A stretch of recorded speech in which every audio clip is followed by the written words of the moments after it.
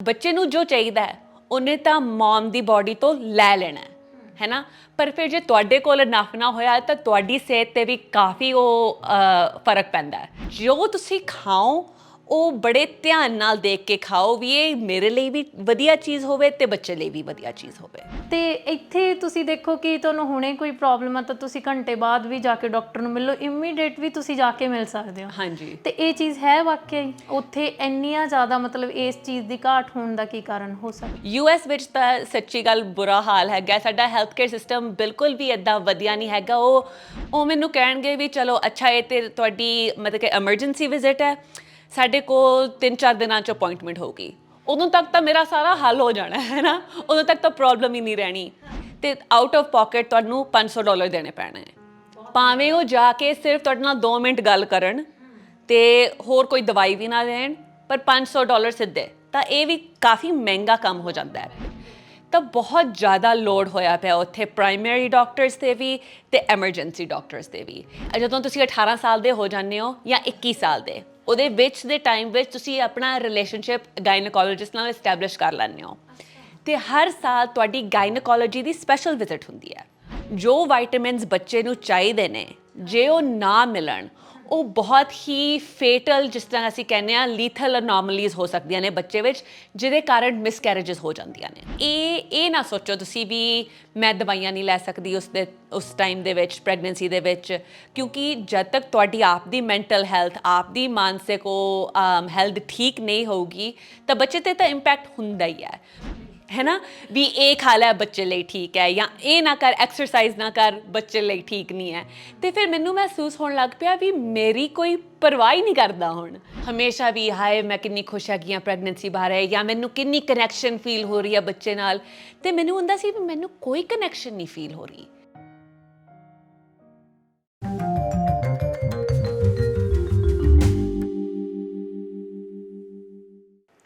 ਸਤਿ ਸ਼੍ਰੀ ਅਕਾਲ, ਮੈਂ ਰੁਪਿੰਦਰ ਕੌਰ ਸੰਧੂ, ਪ੍ਰੋਗਰਾਮ ਸਿਹਤ ਸੱਚ ਅੱਜ ਤੁਹਾਡਾ ਸਵਾਗਤ ਕਰਦੇ ਹਾਂ।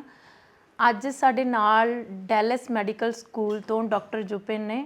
ਉਹਨਾਂ ਨਾਲ ਆਪਾਂ ਔਰਤਾਂ ਦੇ ਬਾਰੇ ਵਿੱਚ ਗੱਲਬਾਤ ਕਰਾਂਗੇ ਕਿ ਗਰਭ ਧਾਰਨ ਤੋਂ ਪਹਿਲਾਂ ਅਤੇ ਪ੍ਰੈਗਨੈਂਸੀ ਦੇ ਦੌਰਾਨ ਅਤੇ ਉਸ ਤੋਂ ਬਾਅਦ ਡਿਲੀਵਰੀ ਤੋਂ ਬਾਅਦ ਤੁਹਾਡੀ ਜਿਹੜੀ ਸਿਹਤ ਆ, ਮਾਨਸਿਕ ਸਿਹਤ ਜਾਂ ਸਰੀਰਕ ਸਿਹਤ, ਉਹਦਾ ਕਿਵੇਂ ਦਾ ਧਿਆਨ ਰੱਖਿਆ ਜਾਣਾ ਚਾਹੀਦਾ ਹੈ। ਅਤੇ ਉਹਨਾਂ ਨੂੰ ਅਸੀਂ ਜੀ ਆਇਆਂ ਕਹਿੰਦੇ ਹਾਂ। ਸਤਿ ਸ਼੍ਰੀ ਅਕਾਲ ਰੁਪਿਨ। ਸਤਿ ਸ਼੍ਰੀ ਅਕਾਲ। ਕੀ ਹਾਲ ਆ ਤੁਹਾਡਾ? ਬਸ ਵਧੀਆ ਜੀ, ਤੁਸੀਂ ਸੁਣਾਓ? ਵਧੀਆ।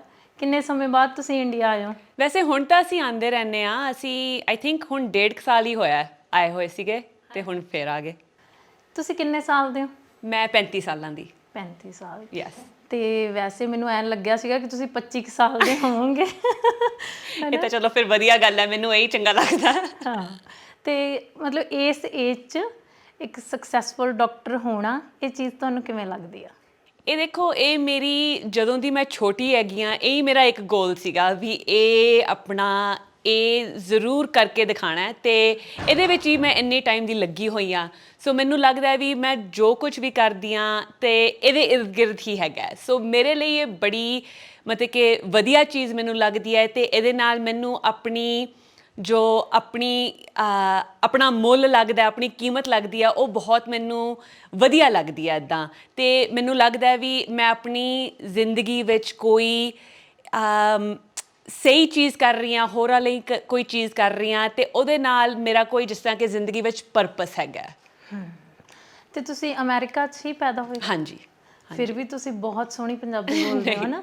ਅਤੇ ਮੈਂ ਤੁਹਾਡੀਆਂ ਥੋੜ੍ਹੀਆਂ ਜਿਹੀਆਂ ਫੋਟੋਆਂ ਦੇਖੀਆਂ ਸੀਗੀਆਂ, ਤਾਂ ਉਹਦੇ ਵਿੱਚ ਤੁਸੀਂ ਆਪਣੇ ਵਿਆਹ 'ਚ ਵੀ ਖੁਦ ਕੀਰਤਨ ਕੀਤਾ ਹੈ ਨਾ, ਤੁਹਾਡੇ ਮੰਮਾ ਨੇ ਲਾਵਾਂ ਕੀਤੀਆਂ। ਹਾਂਜੀ। ਅਤੇ ਉਸ ਤੋਂ ਬਾਅਦ ਤੁਸੀਂ ਹੁਣ ਆਪਣੀ ਬੇਟੀ ਦੇ ਬਰਥਡੇ 'ਤੇ ਤੁਸੀਂ ਕੀਰਤਨ ਕੀਤਾ। ਹਾਂਜੀ ਹਾਂਜੀ। ਅਤੇ ਇਹ ਸਾਰਾ ਕੁਛ ਮਤਲਬ ਅਸੀਂ ਇੱਕ ਬਾਹਰਲੇ ਬੱਚੇ 'ਚ ਬਹੁਤ ਘੱਟ ਦੇਖ ਸਕਦੇ ਹਾਂ, ਕਿਉਂਕਿ ਅਸੀਂ ਵੀ ਨਹੀਂ ਕਰਦੇ ਹੈ ਨਾ। ਹਾਂਜੀ। ਅਤੇ ਇਹ ਚੀਜ਼ਾਂ ਨਾਲ ਤੁਸੀਂ ਮਤਲਬ ਸ਼ੁਰੂ ਤੋਂ ਹੀ ਜੁੜੇ ਹੋਏ ਸੀ? ਕਿਵੇਂ ਤੁਹਾਨੂੰ ਘਰ ਦਾ ਮਾਹੌਲ ਕਿਵੇਂ ਦਾ ਮਿਲਿਆ ਕਿ ਮੈਂ ਤੁਹਾਨੂੰ ਇੱਦਾਂ ਦੇਖ ਰਹੀ ਹਾਂ ਅੱਜ? ਨਹੀਂ, ਇਹ ਸਭ ਤੋਂ ਜ਼ਿਆਦਾ ਤਾਂ ਮੈਂ ਇਹਦੇ ਬਾਰੇ ਕਹੂੰਗੀ ਵੀ ਜਿਸ ਤਰ੍ਹਾਂ ਕਿ ਸਾਨੂੰ ਵੱਡਾ ਕੀਤਾ ਗਿਆ ਹੈ, ਇਹਦੇ ਵਿੱਚ ਸਭ ਤੋਂ ਵੱਡਾ ਹੱਥ ਸਾਡੀ ਮੰਮੀ ਦਾ ਹੋਊਗਾ।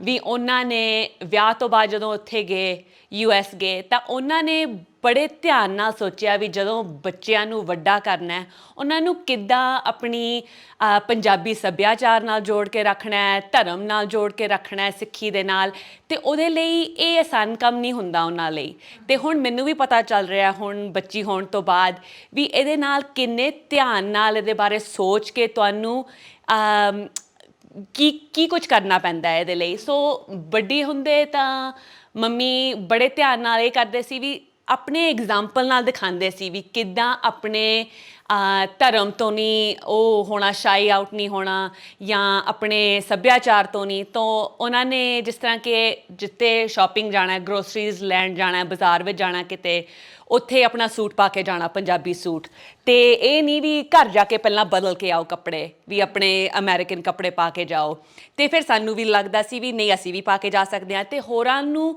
ਜਦੋਂ ਦਿਸਦਾ ਵੀ ਤੁਸੀਂ ਆਪਣੀ ਆਈਡੈਂਟੀਟੀ ਵਿੱਚ ਕੌਨਫੀਡੈਂਟ ਹੈਗੇ ਹੋ ਤਾਂ ਫਿਰ ਉਹਨਾਂ ਨੂੰ ਵੀ ਵਧੀਆ ਲੱਗਦਾ ਹੈ। ਜੇ ਹੋਰਾਂ ਨੂੰ ਲੱਗੇ ਵੀ ਤੁਸੀਂ ਥੋੜ੍ਹੇ ਜਿਹੇ ਡਰਦੇ ਹੋ ਇਹਦੇ ਬਾਰੇ, ਜਾਂ ਤੁਹਾਨੂੰ ਸ਼ਰਮ ਆਉਂਦੀ ਹੈ ਆਪਣੀ ਸੱਭਿਆਚਾਰ ਤੋਂ, ਤਾਂ ਫਿਰ ਉਹ ਉਹਦਾ ਐਡਵਾਂਟੇਜ ਲੈ ਲੈਂਦੇ ਨੇ। ਸੋ ਮੈਂ ਇਹ ਕਹੂੰਗੀ ਜਿਸ ਤਰ੍ਹਾਂ ਕਿ ਮੰਮੀ ਨੇ ਆਪਣੇ ਵੱਲੋਂ ਕੀ ਕੀਤਾ ਵੀ ਜਾ ਕੇ ਸਾਡੇ ਸਕੂਲਾਂ ਵਿੱਚ ਸਾਡੇ ਟੀਚਰਾਂ ਨੂੰ ਦੱਸਿਆ ਵੀ ਇਹ ਬੱਚੀ ਕਦੀ ਕਦੀ ਆਪਣਾ ਇੰਡੀਅਨ ਸੂਟ ਪਾ ਕੇ ਆਇਆ ਕਰੂਗੀ ਸਕੂਲ ਵਿੱਚ। ਉੱਥੇ ਸਾਰੇ ਗੋਰੇ ਮੇਰੇ ਦੋਸਤ, ਅਤੇ ਉਹਨਾਂ ਨੇ ਪਹਿਲੀ ਵਾਰ ਦੇਖਿਆ ਵੀ ਇਹ ਕੀ ਅਲੱਗ ਜਿਹੇ ਕੱਪੜੇ ਪਾ ਕੇ ਆਈ ਹੈ।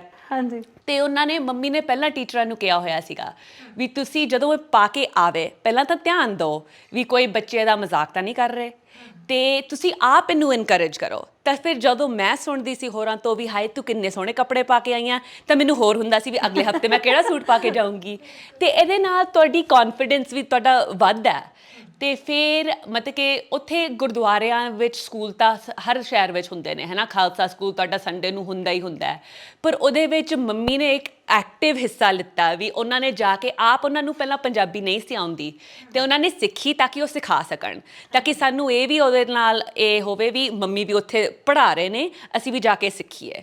ਅਤੇ ਇਹੋ ਜਿਹੀਆਂ ਚੀਜ਼ਾਂ ਦੇ ਨਾਲ, ਅਤੇ ਕੀਰਤਨ ਮਤਲਬ ਕਿ ਆਪ ਸਪੈਸ਼ਲੀ ਮੇਰੇ ਡੈਡ ਦੀ ਡੈਥ ਤੋਂ ਬਾਅਦ ਮੰਮੀ ਨੂੰ ਆਪ 2 ਬੱਚਿਆਂ ਦੇ ਨਾਲ ਕਿਤੇ ਕਲਾਸਾਂ 'ਚ ਲਿਜਾਣਾ, ਮੈਨੂੰ ਵਾਜੇ ਦੀ ਕਲਾਸ ਵਿੱਚ ਲਿਜਾਣਾ, ਉੱਥੇ ਭਾਈ ਸਾਹਿਬ ਦੇ ਨਾਲ ਬੈਠਣਾ, ਫਿਰ ਮੇਰੇ ਭਰਾ ਨੂੰ ਤਬਲੇ ਦੀ ਕਲਾਸ ਵਿੱਚ ਅਲੱਗ ਲੈ ਕੇ ਜਾਣਾ, ਮੈਨੂੰ ਭਰਤਨਾਟਿਅਮ ਦੀ ਕਲਾਸਾਂ ਉਹਨਾਂ ਨੇ ਕਰਾਈਆਂ, ਭੰਗੜੇ ਦੀਆਂ ਕਲਾਸਾਂ ਕਰਾਈਆਂ। ਮਤਲਬ ਕਿ ਉਹ ਕਾਫੀ ਐਫਰਟ ਲੱਗਦਾ ਉਹਦੇ ਵਿੱਚ, ਪਰ ਇਹ ਚੀਜ਼ਾਂ ਕਰਕੇ ਹੀ ਤੁਹਾਨੂੰ ਥੋੜ੍ਹਾ ਜਿਹਾ ਆਪਣੀ ਕਨੈਕਸ਼ਨ ਬਣਦੀ ਆਪਣੇ ਉਹਦੇ ਨਾਲ, ਹੈ ਨਾ, ਪੰਜਾਬੀ ਸੱਭਿਆਚਾਰ ਦੇ ਨਾਲ। ਅਤੇ ਨਾਲੇ ਉਸ ਤੋਂ ਇਲਾਵਾ ਸਾਨੂੰ ਇੰਡੀਆ ਲਿਆਉਣਾ, ਹਰ ਸਾਲ ਲਿਆਉਣਾ ਸਾਨੂੰ ਵੱਡੇ ਹੁੰਦਿਆਂ। ਮੈਨੂੰ ਇਹ ਯਾਦ ਹੈ ਵੀ 3-3 ਮਹੀਨੇ ਅਸੀਂ ਇੱਥੇ ਲਾ ਕੇ ਜਾਂਦੇ ਸੀ, ਅਤੇ ਮੰਮੀ ਨੂੰ ਇਹ ਲੱਗਦਾ ਸੀ ਵੀ ਇਹ ਬਹੁਤ ਜ਼ਰੂਰੀ ਹੈਗਾ ਵੀ ਤੁਸੀਂ ਨਾ ਕਿ ਸਿਰਫ ਸੁਣੋ ਇੰਡੀਆ ਬਾਰੇ, ਪੰਜਾਬ ਬਾਰੇ, ਤੁਸੀਂ ਆਪ ਇੱਥੇ ਆਓ।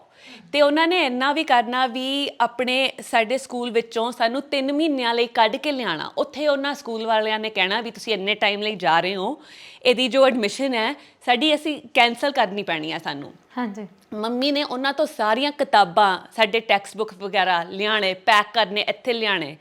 ਪਰ ਪੰਜਾਬ ਵਿੱਚ ਸਾਨੂੰ ਸਵੇਰ ਤੋਂ ਸ਼ਾਮ ਤੱਕ ਪਹਿਲਾਂ ਅਸੀਂ ਪੜ੍ਹਦੇ ਸੀ ਆਪਣਾ, ਤਾਂ ਕਿ ਉੱਥੇ ਲਈ ਪਿੱਛੇ ਨਾ ਹੋਈਏ, ਪਰ ਨਾਲੇ ਅਸੀਂ ਇੱਥੇ ਸਾਰਾ ਕੁਝ ਦੇਖ ਸਕੀਏ ਵੀ ਸਾਡੇ ਇੱਥੇ ਦੇ ਪਰਿਵਾਰ ਦੇ ਕਿੱਦਾਂ ਰਹਿੰਦੇ ਨੇ, ਕਿੱਦਾਂ ਜੀਂਦੇ ਨੇ, ਸਾਡੀ ਉਹ ਕਨੈਕਸ਼ਨ ਬਣੀ ਰਵੇ। ਅਤੇ ਇਹ ਚੀਜ਼ਾਂ ਦੇ ਨਾਲ ਫਿਰ ਜਦੋਂ ਅਸੀਂ ਵੱਡੇ ਹੋਏ ਹਾਂ, ਸਾਨੂੰ ਉਹ ਕਨੈਕਸ਼ਨ ਬਹੁਤ ਹੀ ਮਜ਼ਬੂਤ ਰਹੀ ਹੈ ਸਾਡੀ ਹਮੇਸ਼ਾ। ਅਤੇ ਸਾਨੂੰ ਇਹ ਨਹੀਂ ਲੱਗਦਾ ਵੀ ਅਸੀਂ ਇੰਡੀਆ ਜਾ ਰਹੇ ਹਾਂ ਵੀ ਅਸੀਂ ਕਿੱਦਾਂ ਐਡਜਸਟ ਹੋਵਾਂਗੇ, ਕਿੱਦਾਂ ਕਰਾਂਗੇ। ਸਾਨੂੰ ਇਹ ਵੀ ਓਨਾ ਹੀ ਆਪਣਾ ਘਰ ਲੱਗਦਾ ਹੈ ਜਿੰਨਾ ਵਾਪਸ US ਵਿੱਚ ਲੱਗਦਾ ਹੈ। ਅਤੇ ਇਹ ਚੀਜ਼ਾਂ ਵਿੱਚ ਉਹੀ ਹੈ ਵੀ ਮਤਲਬ ਕਿ ਭਾਵੇਂ ਅਸੀਂ ਸਿੱਖ ਸਿੰਪੋਜ਼ੀਅਮ ਵਿੱਚ ਆਪਣੀ ਕੋਈ ਸਪੀਚਿਸ ਦੇ ਰਹੇ ਹਾਂ, ਜਾਂ ਡਿਬੇਟ ਕਰ ਰਹੇ ਹਾਂ, ਜਾਂ ਪੜ੍ਹ ਰਹੇ ਹਾਂ ਸਿੱਖੀ ਦੇ ਬਾਰੇ, ਇਹ ਚੀਜ਼ਾਂ ਦੇ ਨਾਲ ਸਾਡਾ ਉਹ ਕੀ ਕਹਿੰਦੇ ਨੇ, ਸਾਨੂੰ ਇਨਵੋਲਵ ਰੱਖਣਾ ਹਮੇਸ਼ਾ। ਇਹਦੇ ਨਾਲ ਸਾਨੂੰ ਵੀ ਥੋੜ੍ਹਾ ਜਿਹਾ ਲੱਗਦਾ ਵੀ ਅਸੀਂ ਪਹਿਚਾਣ ਸਕਦੇ ਹਾਂ ਵੀ ਅਸੀਂ ਹੈਗੇ ਕੌਣ ਹਾਂ, ਅਸੀਂ ਕਿੱਥੋਂ ਆਏ ਹਾਂ, ਸਾਡਾ ਪਰਿਵਾਰ ਕਿੱਥੋਂ ਆਇਆ ਹੈ, ਅਤੇ ਇਹ ਆਈਡੈਂਟੀਟੀ ਸਾਡੀ ਬਣੀ ਰਹਿੰਦੀ ਹੈ। ਬਿਲਕੁਲ।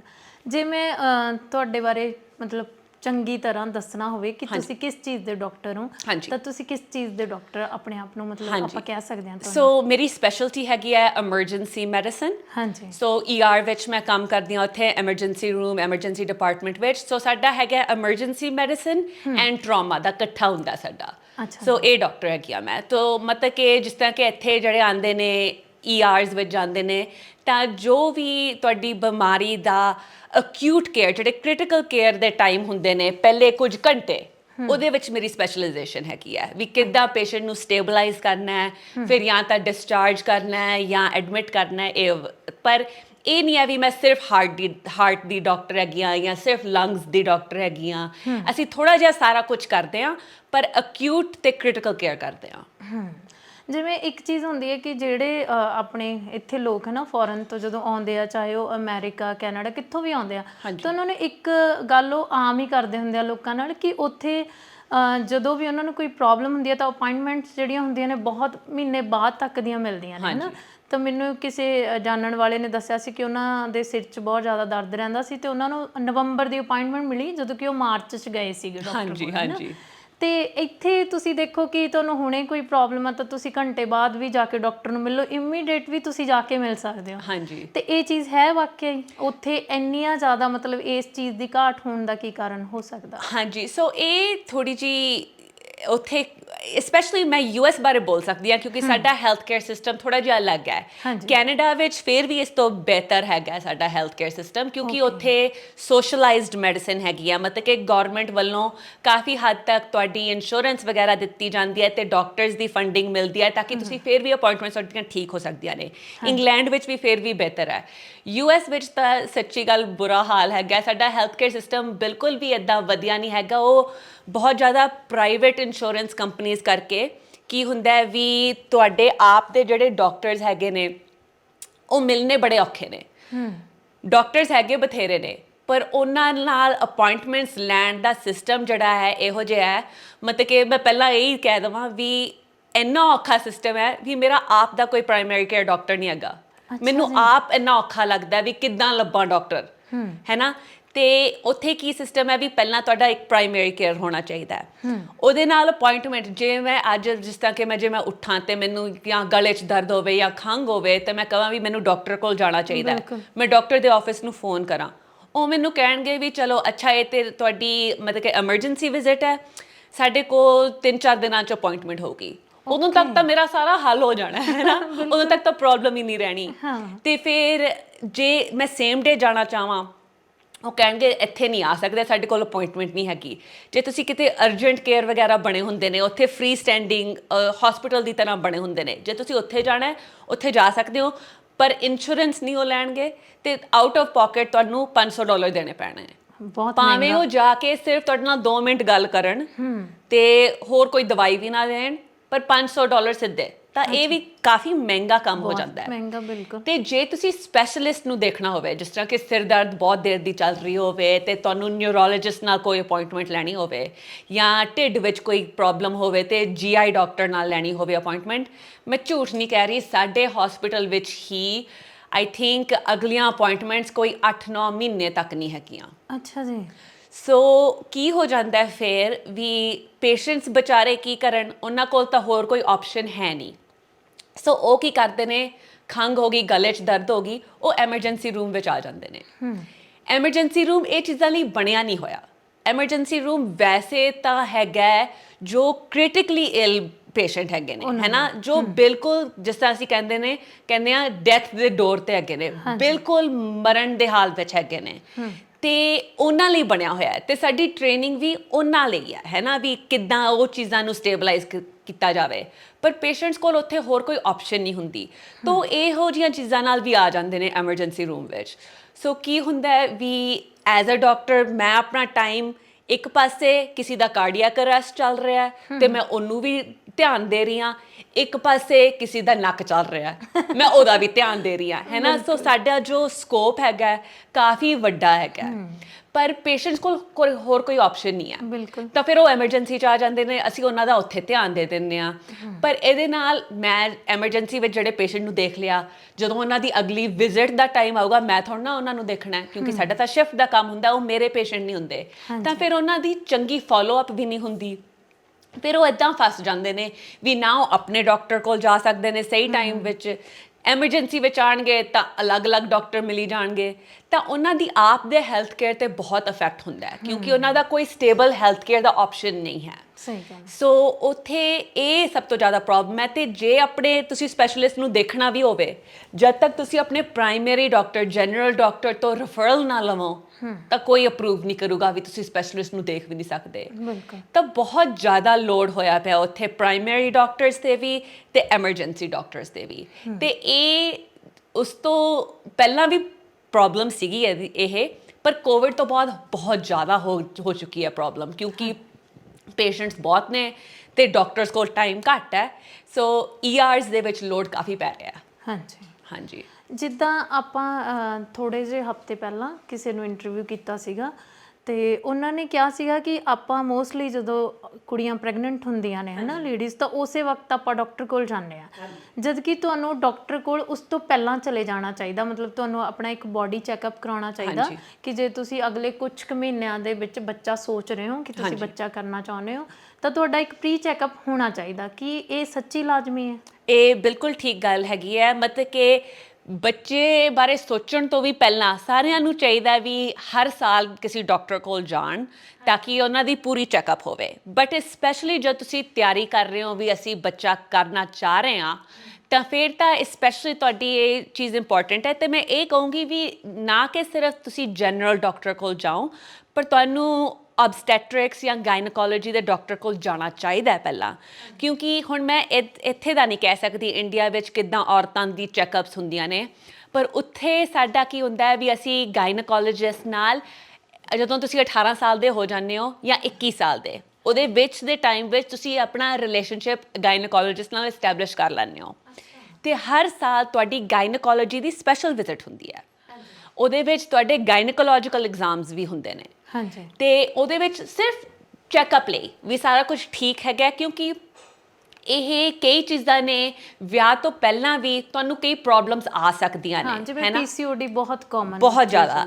ਤੇ ਇਹ ਚੀਜ਼ਾਂ ਜਦ ਤੱਕ ਤੁਸੀਂ ਜਾਓਗੇ ਨਹੀਂ ਡਾਕਟਰ ਕੋਲ, ਤੁਹਾਨੂੰ ਪਤਾ ਨਹੀਂ ਚੱਲੂਗਾ ਵੀ ਇਹ ਪ੍ਰੋਬਲਮਸ ਹੈਗੀਆਂ ਨੇ ਤੇ ਇਹਨਾਂ ਦੇ ਕੀ ਸੋਲੂਸ਼ਨ ਨੇ, ਕੀ ਹੱਲ ਹੋ ਸਕਦੇ ਨੇ, ਇਹਨਾਂ ਦਾ ਕਿੱਦਾਂ ਅਸੀਂ ਇਹਦੀ ਦੇਖਭਾਲ ਕਰੀਏ। ਤੇ ਇਹ ਕਾਫੀ ਇੰਪੋਰਟੈਂਟ ਚੀਜ਼ ਹੈ ਵੀ ਉਹ ਪਹਿਲਾਂ ਸਾਰਾ ਚੈੱਕਅਪ ਕਰਨ, ਕਿਉਂਕਿ ਜਦ ਤੁਸੀਂ ਜਨਰਲ ਡਾਕਟਰ ਕੋਲ ਜਾਂਦੇ ਹੋ, ਉਹ ਸਪੈਸ਼ਲੀ ਤੁਹਾਡੇ ਰੀਪਰੋਡਕਟਿਵ ਆਰਗਨਸ ਬਾਰੇ ਜ਼ਿਆਦਾ ਚੈੱਕਅਪ ਨਹੀਂ ਕਰਦੇ, ਤੁਹਾਡੀ ਯੂਟਰਸ, ਓਵਰੀਜ਼ ਵਗੈਰਾ ਨੂੰ ਨਹੀਂ ਚੈੱਕ ਕਰਦੇ। ਤੇ ਉਹਨਾਂ ਵਿੱਚ ਜੇ ਕੋਈ ਪ੍ਰੋਬਲਮ ਹੋਵੇ ਤਾਂ ਤੁਹਾਡਾ ਬੱਚਾ ਕਰਨ ਵਿੱਚ ਕਾਫੀ ਦਿੱਕਤ ਹੋ ਸਕਦੀ ਹੈ। ਸੋ ਮੈਂ ਇਹ ਕਹੂੰਗੀ ਵੀ ਪਹਿਲਾਂ ਤੋਂ ਥੋੜ੍ਹਾ ਜਿਹਾ ਤਾਂ ਰਿਲੇਸ਼ਨਸ਼ਿਪ ਹੋਣਾ ਚਾਹੀਦਾ ਹੈ, ਪਰ ਸਪੈਸ਼ਲੀ ਉਦੋਂ। ਤੇ ਨਾਲੇ ਆਪਣੇ ਵਾਈਟਾਮਿਨਸ ਵਗੈਰਾ ਚੈੱਕ ਕਰਵਾਉਣੇ ਪਹਿਲਾਂ, ਕਿਉਂਕਿ ਬੱਚਾ ਜਦੋਂ ਤੁਸੀਂ ਕਰ ਰਹੇ ਹੋ, ਸੋਚ ਰਹੇ ਹੋ ਬੱਚਾ ਕਰਨ ਦੀ, ਤਾਂ ਤੁਹਾਡੇ ਬਾਡੀ ਵਿੱਚ ਜੋ ਵਾਈਟਾਮਿਨਸ, ਮਿਨਰਲਸ ਤੇ ਨਿਊਟਰੀਐਂਟਸ ਹੈਗੇ ਨੇ, ਸਿਰਫ ਉਹੀ ਬੱਚੇ ਵੱਲ ਜਾਣਗੇ। ਤੇ ਸਪੈਸ਼ਲੀ ਅਰਲੀ ਪ੍ਰੈਗਨੈਂਸੀ ਵਿੱਚ 3 ਹਫ਼ਤਿਆਂ ਤੋਂ 8 ਹਫ਼ਤਿਆਂ ਤੱਕ ਜੋ ਵਾਈਟਾਮਿਨਸ ਬੱਚੇ ਨੂੰ ਚਾਹੀਦੇ ਨੇ, ਜੇ ਉਹ ਨਾ ਮਿਲਣ, ਉਹ ਬਹੁਤ ਹੀ ਫੇਟਲ, ਜਿਸ ਤਰ੍ਹਾਂ ਅਸੀਂ ਕਹਿੰਦੇ ਹਾਂ ਲੀਥਲ ਅਨੋਮਲੀਜ਼ ਹੋ ਸਕਦੀਆਂ ਨੇ ਬੱਚੇ ਵਿੱਚ, ਜਿਹਦੇ ਕਾਰਨ ਮਿਸਕੈਰੇਜਸ ਹੋ ਜਾਂਦੀਆਂ ਨੇ। ਹਾਂਜੀ, ਇਹ ਵੀ ਬਹੁਤ ਮਤਲਬ ਆਮ ਹੀ ਹੋ ਗਈ ਹੈ, ਬਹੁਤ ਹੀ। ਐਂਡ ਵੈਸੇ ਹੈ ਬੜੀ ਕਾਮਨ ਚੀਜ਼, ਕਹਿੰਦੇ ਨੇ 25% ਜਿਹੜੀਆਂ ਪ੍ਰੈਗਨੈਂਸੀਜ਼ ਹੁੰਦੀਆਂ ਨੇ ਉਹ ਮਿਸਕੈਰੇਜ ਵਿੱਚ ਰਿਜ਼ਲਟ ਕਰਦੀਆਂ ਨੇ। ਹਾਂਜੀ। ਸੋ 4 ਔਰਤਾਂ ਵਿੱਚੋਂ 1 ਔਰਤ ਦੀ ਪ੍ਰੈਗਨੈਂਸੀ ਦਾ ਮਿਸਕੈਰੇਜ ਹੋਊਗਾ। ਐਂਡ ਇਹ ਸਾਡਾ ਸਟੈਂਡਰਡ ਹੈ, ਸਾਡਾ ਪਰਸੈਂਟੇਜ ਹੁਣ। ਪਰ ਸਪੈਸ਼ਲੀ ਇੰਨੀ ਛੇਤੀ ਪ੍ਰੈਗਨੈਂਸੀ ਵਿੱਚ, ਜਦੋਂ ਕਈ ਔਰਤਾਂ ਨੂੰ ਪਤਾ ਵੀ ਨਹੀਂ ਹੁੰਦਾ ਵੀ ਅਸੀਂ ਹਜੇ ਪ੍ਰੈਗਨੈਂਟ ਹੈਗੇ ਹਾਂ। ਬਿਲਕੁਲ। ਤੇ ਕਿਉਂਕਿ 3 ਹਫ਼ਤਿਆਂ ਤੋਂ ਲੈ ਕੇ 8 ਹਫ਼ਤਿਆਂ ਤੱਕ ਹਜੇ ਤੁਹਾਨੂੰ ਪਤਾ ਵੀ ਨਹੀਂ ਹੁੰਦਾ। ਤੇ ਜੇ ਤੁਸੀਂ ਸਹੀ ਵਾਈਟਾਮਿਨ ਨਹੀਂ ਲੈ ਰਹੇ ਆਪਣੀ ਬਾਡੀ ਵਿੱਚ, ਸਪੈਸ਼ਲੀ ਇੱਕ ਹੈਗਾ ਫੋਲਿਕ ਐਸਿਡ। ਹਾਂਜੀ। ਫੋਲਿਕ ਐਸਿਡ ਦੇ ਨਾਲ ਕੀ ਆ, ਬੱਚੇ ਦਾ ਸਪਾਈਨਲ ਕੋਰਡ ਡਿਵੈਲਪ ਹੁੰਦਾ, ਬ੍ਰੇਨ ਡਿਵੈਲਪ ਹੁੰਦਾ। ਹਾਂਜੀ। ਤੇ ਜੇ ਉਹ ਤੁਹਾਡੇ ਬਾਡੀ ਵਿੱਚ ਸਹੀ ਅਮਾਊਂਟ ਨਾ ਹੋਵੇ ਉਸ ਵਾਈਟਾਮਿਨ ਦਾ, ਬੱਚੇ ਤੱਕ ਜਾਏਗਾ ਹੀ ਨਹੀਂ। ਤੇ ਉਹ ਬੱਚੇ ਦੀ ਡਿਵੈਲਪਮੈਂਟ, ਬ੍ਰੇਨ ਦੀ ਤੇ ਸਪਾਈਨਲ ਕੋਰਡ ਦੀ ਡਿਵੈਲਪਮੈਂਟ ਜੇ ਸਹੀ ਨਾ ਹੋਵੇ ਤਾਂ ਉਹ ਵੀ ਮਿਸਕੈਰੇਜ ਹੋ ਸਕਦੀ ਹੈ। ਹਾਂਜੀ। ਤੇ ਜੇ ਮਿਸਕੈਰੇਜ ਨਾ ਹੋਵੇ ਤਾਂ ਅੱਗੇ ਜਾ ਕੇ ਬਹੁਤ ਹੀ ਮਤਲਬ ਕਿ ਖਤਰਨਾਕ ਤੁਹਾਡੇ ਡਿਵੈਲਪਮੈਂਟਲ ਇਸ਼ੂਜ਼ ਹੋ ਸਕਦੇ ਨੇ ਬੱਚੇ ਦੇ। ਸੋ ਇਹ ਇੰਪੋਰਟੈਂਟ ਚੀਜ਼ ਹੈ ਵੀ ਉੱਥੇ ਤਾਂ ਅਸੀਂ ਕਹਿੰਦੇ ਹਾਂ ਵੀ ਜਦੋਂ ਤੁਸੀਂ ਸੋਚਣਾ ਵੀ ਸ਼ੁਰੂ ਕਰੋ ਵੀ ਸ਼ਾਇਦ ਅਸੀਂ ਬੱਚਾ ਕਰਨਾ ਚਾਹੀਏ, ਉਦੋਂ ਹੀ ਤੁਸੀਂ ਪ੍ਰੀਨੇਟਲ ਵਾਈਟਾਮਿਨਸ ਲੈਣੇ ਸ਼ੁਰੂ ਕਰੋ, ਹੈ ਨਾ। ਤੇ ਉਹਦੇ ਵਿੱਚ ਇਹ ਫੋਲਿਕ ਐਸਿਡ ਵੀ ਹੋ ਗਈ, ਕਈ ਹੋਰ ਵਾਈਟਾਮਿਨਸ ਹੋ ਗਏ, ਕਿਉਂਕਿ ਉੱਥੇ ਤਾਂ ਕਹਿੰਦੇ ਨੇ ਵੀ ਬੱਚੇ ਨੂੰ ਜੋ ਚਾਹੀਦਾ ਹੈ ਉਹਨੇ ਤਾਂ ਮੌਮ ਦੀ ਬਾਡੀ ਤੋਂ ਲੈ ਲੈਣਾ ਹੈ ਨਾ। ਪਰ ਫਿਰ ਜੇ ਤੁਹਾਡੇ ਕੋਲ ਇਨਫ ਨਾ ਹੋਇਆ ਤਾਂ ਤੁਹਾਡੀ ਸਿਹਤ ਤੇ ਵੀ ਕਾਫੀ ਉਹ ਫਰਕ ਪੈਂਦਾ ਹੈ। ਤੇ ਇੰਪੋਰਟੈਂਟ ਚੀਜ਼ ਹੈ ਵੀ ਇਹ ਚੀਜ਼ਾਂ ਲਓ ਤੇ ਨਾਲ ਡਾਕਟਰਸ ਚੈੱਕ ਕਰਨ ਪਹਿਲਾਂ ਵੀ ਤੁਹਾਡੇ ਵਿਟਾਮਿਨ ਲੈਵਲਸ ਕਿੱਦਾਂ ਨੇ, ਕਿਹੜੇ ਵਿਟਾਮਿਨਸ ਦੀ ਤੁਹਾਨੂੰ ਸਪਲੀਮੈਂਟਸ ਦੀ ਸ਼ਾਇਦ ਜ਼ਰੂਰਤ ਪਵੇ, ਤਾਂ ਕਿ ਤੁਹਾਡੀ ਪ੍ਰੈਗਨੈਂਸੀ ਵੀ ਹੈਲਥੀ ਰਵੇ ਪਰ ਉਸ ਦੇ ਦੌਰਾਨ ਬੱਚਾ ਹੀ ਨਾ ਸਿਰਫ ਹੈਲਥੀ ਰਵੇ, ਮਮ ਵੀ ਹੈਲਥੀ ਰਹਿ ਸਕਣ। ਜਦ ਕਿ ਅਸੀਂ ਕੀ ਕਰਦੇ ਹਾਂ, ਅਸੀਂ ਆਫਟਰ ਪ੍ਰੈਗਨੈਂਸੀ ਮਤਲਬ ਜਾਂਦੇ ਹਾਂ ਡਾਕਟਰ ਕੋਲੇ ਤੇ ਫਿਰ ਉਹ ਸਾਡੇ ਜੋ ਜ਼ਰੂਰੀ ਚੈੱਕਅਪ ਹੁੰਦੇ ਆ ਹਨਾ, ਜਾਂ ਜੋ ਜ਼ਰੂਰੀ ਟੈਸਟ ਆ ਉਹ ਫਿਰ ਉਸ ਤਰੀਕੇ ਨਾਲ ਕਰਦੇ ਆ। ਹਾਂਜੀ ਹਾਂਜੀ। ਤੇ ਫਿਰ ਅਸੀਂ ਇੱਕੋ ਦਮ ਮੈਡੀਸਨ ਲੈਣੀ ਸ਼ੁਰੂ ਕਰ ਦਿੰਦੇ ਆ, ਜਾਂ ਅਸੀਂ ਇੱਕੋ ਦਮ ਕੁਛ ਇੱਦਾਂ ਦੀਆਂ ਜਿਹੜੀਆਂ ਮਤਲਬ એનર્ਜੀ ਲਈ ਸਾਨੂੰ ਚੀਜ਼ਾਂ ਜਾਂ ਹਨਾ ਤਾਕਤ ਲਈ। ਤੇ ਜਿਵੇਂ ਤੁਸੀਂ ਕਿਹਾ ਕਿ 8 ਮਤਲਬ 4 ਤੋਂ 8 ਹਫ਼ਤੇ ਤੱਕ ਜਾਂ 3 ਤੋਂ 8 ਹਫ਼ਤੇ ਤੱਕ ਹਨਾ ਬੱਚਾ ਤੁਹਾਡੀ ਬਾਡੀ 'ਚੋਂ ਸਭ ਕੁਝ ਲੈ ਰਿਹਾ। ਹਾਂਜੀ। ਤੇ ਉਸ ਵਕਤ ਡਾਕਟਰ ਕੋਲੇ ਸਾਨੂੰ ਕਿੰਨੇ ਟਾਈਮ ਬਾਅਦ ਜਾਣਾ ਚਾਹੀਦਾ? ਮਤਲਬ ਸਾਡੀ ਜਿਹੜੀ ਘਰੇਲੂ ਡਾਈਟ ਹੁੰਦੀ ਹੈ ਕਿ ਉਹ ਚੀਜ਼ ਹੀ ਸਾਡੀ ਮਤਲਬ ਬਾਡੀ 'ਚੋਂ ਉਹੀ ਪੂਰਾ ਕਰ ਸਕਦੀ ਹੈ ਸਭ ਕੁਝ, ਜਾਂ ਫਿਰ ਸਾਡਾ ਡਾਕਟਰ ਕੋਲੇ ਜਾਣਾ ਲਾਜ਼ਮੀ ਹੁੰਦਾ ਹੈ ਕਿ ਉਹ ਸਾਨੂੰ ਦੱਸਣ ਕਿ ਤੁਸੀਂ ਕੀ ਖਾਣਾ ਪੀਣਾ? ਮੈਂ ਜ਼ਰੂਰ ਕਹੂੰਗੀ ਵੀ ਇੱਕ ਵਾਰ ਪ੍ਰੈਗਨੈਂਸੀ ਦੀ ਤੋਂ ਪਹਿਲਾਂ ਜਾ ਕੇ ਤੁਸੀਂ ਥੋੜ੍ਹੀ ਜਿਹੀ ਕਾਉਂਸਲਿੰਗ ਲੈਣੀ ਜ਼ਰੂਰੀ ਹੈ ਡਾਕਟਰ ਤੋਂ, ਕਿਉਂਕਿ ਹਰ ਬੰਦੇ ਦਾ ਅਲੱਗ-ਅਲੱਗ ਕੇਸ ਹੁੰਦਾ ਹੈ ਨਾ, ਡਿਪੈਂਡਿੰਗ ਔਨ ਵੀ ਤੁਹਾਡੇ ਹੋਰ ਕੀ ਬਿਮਾਰੀਆਂ ਹੈਗੀਆਂ ਨੇ। ਤੁਹਾਨੂੰ ਕੋਈ ਹਾਰਟ ਦੀ ਪ੍ਰੋਬਲਮ ਹੋਵੇ, ਬਲੱਡ ਪ੍ਰੈਸ਼ਰ ਦੀ, ਡਾਇਬੀਟੀਜ਼ ਜੋ ਬਹੁਤ ਹੀ ਹੁਣ ਕਾਮਨ ਚੀਜ਼ ਹੋ ਗਈ ਹੈ ਇੱਥੇ, ਤੇ ਉਹਦੇ ਮੁਤਾਬਿਕ ਉਹ ਥੋੜ੍ਹਾ ਜਿਹਾ ਤੁਹਾਨੂੰ ਦੱਸ ਸਕਦੇ ਨੇ। ਪਰ ਸਭ ਤੋਂ ਇੰਪੋਰਟੈਂਟ ਚੀਜ਼ ਮੈਂ ਇਹ ਕਹੂੰਗੀ ਵੀ ਜਿਹੜੀਆਂ ਤੁਹਾਡੀਆਂ ਹਾਈ ਫੈਟ ਪਰ ਹੈਲਦੀ ਫੈਟਸ ਵਾਲੇ ਖਾਣੇ ਨੇ ਉਹ ਬਹੁਤ ਜ਼ਰੂਰੀ ਨੇ ਉਸ ਟਾਈਮ ਤੇ ਇਹਦਾ ਮਤਲਬ ਇਹ ਜਿਸ ਤਰ੍ਹਾਂ ਕਿ ਬਦਾਮ ਹੋ ਗਏ, ਬਦਾਮ ਜਾਂ ਉੱਥੇ ਆਵੋਕਾਡੋ ਵਗੈਰਾ ਵੀ ਚੱਲਦਾ ਬਹੁਤ, ਉਹਦੇ ਵਿੱਚ ਇੱਧਰ ਬਹੁਤ ਐਕਸਪੈਂਸਿਵ ਆ। ਹਾਂਜੀ, ਇਹ ਹੋਊਗਾ। ਤੇ ਨਾਲੇ ਉਸ ਤੋਂ ਇਲਾਵਾ ਫਿਰ ਤੁਸੀਂ ਜਿਸ ਤਰ੍ਹਾਂ ਕਿ ਸਵੀਟ ਪੋਟੇਟੋ ਹੋ ਗਿਆ, ਉਹਦੇ ਨਾਲ ਵੀ ਇਹ ਕੰਪਲੈਕਸ ਕਾਰਬੋਹਾਈਡਰੇਟਸ ਜਿਹੜੇ ਹੈਗੇ ਨੇ, ਪਰ ਇਹ ਨਹੀਂ ਵੀ ਅਨਹੈਲਦੀ ਨੇ। ਇਹਦੇ ਨਾਲ ਤੁਹਾਡੀ ਬਾਡੀ ਵੀ ਚੰਗੀ ਰਹਿੰਦੀ ਹੈ ਤੇ ਤੁਹਾਡਾ ਫਾਈਬਰ ਇਨਟੇਕ ਵੀ ਵਧੀਆ ਰਹਿੰਦਾ ਹੈ, ਤੇ ਨਾਲੇ ਤੁਹਾਡੀ ਜੋ ਬੱਚਾ ਡਿਵੈਲਪ ਹੋ ਰਿਹਾ ਉਹਦੇ ਵਿੱਚ ਵੀ ਹੈਲਪ ਹੁੰਦੀ ਹੈ। ਤੇ ਮੈਂ ਮੈਂ ਆਪ ਕਹਿੰਦੀ ਹਾਂ ਵੀ ਡਾਕਟਰ ਹੋਣ ਦੇ ਬਾਵਜੂਦ ਮੈਨੂੰ ਕਈ ਚੀਜ਼ਾਂ ਜਿਹੜੀਆਂ ਨਹੀਂ ਪਤਾ ਸੀਗੀਆਂ ਪਹਿਲਾਂ, ਤੇ ਆਈ ਥਿੰਕ ਕਾਫੀ ਹੱਦ ਤੱਕ ਲੋਕੀ ਗੱਲ ਨਹੀਂ ਕਰਦੇ ਇਹਦੇ ਬਾਰੇ, ਹੈ ਨਾ, ਕਿ ਮੈਂ ਤਾਂ ਬਹੁਤ ਸੋਚਿਆ ਇਹਦੇ ਬਾਰੇ ਹੁਣ ਵੀ ਪ੍ਰੈਗਨੈਂਸੀ ਦੇ ਦੌਰਾਨ ਜਿਹੜੀਆਂ ਜੋ ਮੇਰੇ ਦਿਮਾਗ ਵਿੱਚ ਸੀਗਾ, ਤੁਸੀਂ ਮੂਵੀਜ਼ ਵਿੱਚ ਦੇਖ ਲਓ, ਤੁਸੀਂ ਕਿਤਾਬਾਂ 'ਚ ਪੜ੍ਹ ਲਓ ਵੀ ਹਾਂਜੀ ਪ੍ਰੈਗਨੈਂਟ ਹੋ ਗਏ ਤਾਂ ਕਿੰਨਾ ਵਧੀਆ, ਮੈਨੂੰ ਬੇਬੀ ਨਾਲ ਕਿੰਨੀ ਕਨੈਕਸ਼ਨ ਫੀਲ ਹੋ ਰਹੀ ਹੈ, ਤੇ ਮੈਂ ਸਮਝਿਆ ਸੀ ਵੀ ਇੱਦਾਂ ਹੋਊਗਾ। ਤੇ ਮੈਂ ਆਪਣੇ ਐਕਸਪੀਰੀਅੰਸ ਤੋਂ ਕਹਿ ਸਕਦੀ ਹਾਂ ਵੀ ਪ੍ਰੈਗਨੈਂਸੀ ਬਹੁਤ ਔਖੀ ਵੀ ਹੋ ਸਕਦੀ ਹੈ ਨਾ, ਤੇ ਅਲੱਗ-ਅਲੱਗ ਬੰਦਿਆਂ ਦੀ ਅਲੱਗ ਐਕਸਪੀਰੀਅੰਸ ਹੁੰਦੇ ਨੇ, ਤੇ ਕਈਆਂ ਲਈ ਇਹ ਹੁੰਦਾ ਵੀ ਸਾਨੂੰ ਤਾਂ ਪਤਾ ਵੀ ਨਹੀਂ ਚੱਲਿਆ ਸੀ ਪ੍ਰੈਗਨੈਂਟ, ਬੜੇ ਆਰਾਮ ਨਾਲ ਸਾਰਾ ਕੁਝ ਹੋ ਗਿਆ। ਪਰ ਮੈਂ ਇਹ ਕਹਿ ਸਕਦੀ ਹਾਂ ਕਿ ਮੇਰੇ 9 ਮਹੀਨੇ ਮੈਂ ਰੋਜ਼ ਉਲਟੀ ਕਰਦੀ ਸੀ। ਕੰਮ ਕਰਦੇ ਹੋਏ ਪੇਸ਼ੈਂਟ ਦੇਖਣ ਦੇ ਵਿਚਕਾਰ ਮੈਂ ਭੱਜ ਕੇ ਜਾ ਕੇ ਉਲਟੀ ਕਰਦੀ ਸੀ, ਨਰਸਾਂ ਦੇਖਦੀਆਂ ਸੀ ਮੈਂ ਉਲਟੀ ਕਰ ਰਹੀ ਹਾਂ, ਮੇਰੇ ਤੋਂ ਕੁਝ ਨਹੀਂ ਸੀ ਪਚਦਾ। ਤੇ ਇਹਦੇ ਬਾਰੇ ਕਿਸੇ ਨੇ ਮੇਰੇ ਨਾਲ ਪਹਿਲਾਂ ਗੱਲ ਨਹੀਂ ਸੀ ਕੀਤੀ। ਸਾਰਿਆਂ ਨੇ ਕਿਹਾ ਸੀ ਵੀ ਪਹਿਲੇ ਟ੍ਰਾਈਮੈਸਟਰ ਵਿੱਚ, ਪਹਿਲੇ 12 ਹਫ਼ਤਿਆਂ ਵਿੱਚ ਇਹ ਹੁੰਦਾ, ਫਿਰ ਠੀਕ ਹੋ ਜਾਂਦਾ। ਤੇ ਨਾਲੇ ਇਹ ਵੀ ਕਹਿੰਦੇ ਨੇ, ਮੂਵੀਆਂ ਵਗੈਰਾ ਦੇਖੋ ਵੀ ਮਾਰਨਿੰਗ ਸਿਕਨੈਸ ਕਹਿੰਦੇ ਨੇ, ਵੀ ਸਵੇਰੇ ਥੋੜੀ ਜਿਹੀ ਉਲਟੀ ਦਾ ਦਿਲ ਕਰਦਾ ਹੈ, ਫਿਰ ਠੀਕ ਹੋ ਜਾਂਦੇ ਹੋ। ਮੈਂ ਜੋ ਮਰਜ਼ੀ ਟਾਈਮ ਹੋਵੇ ਮੈਂ ਉਲਟੀ ਕਰਨ ਤੋਂ ਹਟ ਹੀ ਨਹੀਂ ਸੀ ਰਹੀ, ਤੇ ਮੈਨੂੰ ਲੱਗਦਾ ਸੀ ਵੀ ਮੇਰੇ ਕੋਈ ਖਰਾਬੀ ਹੈ, ਮੈਂ ਕੀ ਕਰ ਲਿਆ ਵੀ ਮੇਰੇ ਨਾਲ ਇਹ ਹੋ ਰਿਹਾ ਹੈ। ਤੇ ਜਦੋਂ ਮੇਰੇ ਨਾਲ ਇਹ ਹੋਣ ਤੋਂ ਬਾਅਦ ਮੈਨੂੰ ਪਤਾ ਚੱਲਿਆ ਵੀ ਇਹ ਕਾਫੀ ਔਰਤਾਂ ਨਾਲ ਹੁੰਦਾ, ਤੇ ਅਸੀਂ ਗੱਲ ਨਹੀਂ ਕਰਦੇ, ਤੇ ਅਸੀਂ ਸੋਚਦੇ ਹਾਂ ਵੀ ਜੋ ਸਾਡੇ ਨਾਲ ਇਹ ਪ੍ਰੋਬਲਮਸ ਹੋ ਰਹੀਆਂ ਨੇ ਅਸੀਂ ਆਪਣੇ ਤੱਕ ਹੀ ਰੱਖੀਏ, ਹੋਰਾਂ ਨੂੰ ਨਾ ਦੱਸੀਏ ਵੀ ਬੁਰਾ ਲੱਗਦਾ ਜਾਂ ਜੋ ਵੀ ਹੈਗਾ। ਪਰ ਜਦ ਤੱਕ ਅਸੀਂ ਇਹ ਚੀਜ਼ਾਂ ਡਿਸਕਸ ਨਹੀਂ ਕਰਾਂਗੇ ਤਾਂ ਹੋਰਾਂ ਨੂੰ ਨਹੀਂ ਪਤਾ ਚੱਲਦਾ, ਤੇ ਹੋਰਾਂ ਨੂੰ ਵੀ ਲੱਗਦਾ ਵੀ ਅਸੀਂ ਕੀ ਗਲਤ ਕਰ ਰਹੇ ਹਾਂ ਜਾਂ ਅਸੀਂ ਸਾਡੇ 'ਚ ਕੀ ਖਰਾਬੀ ਹੈ ਵੀ ਇੱਦਾਂ ਚੱਲ ਰਿਹਾ ਸਾਡਾ।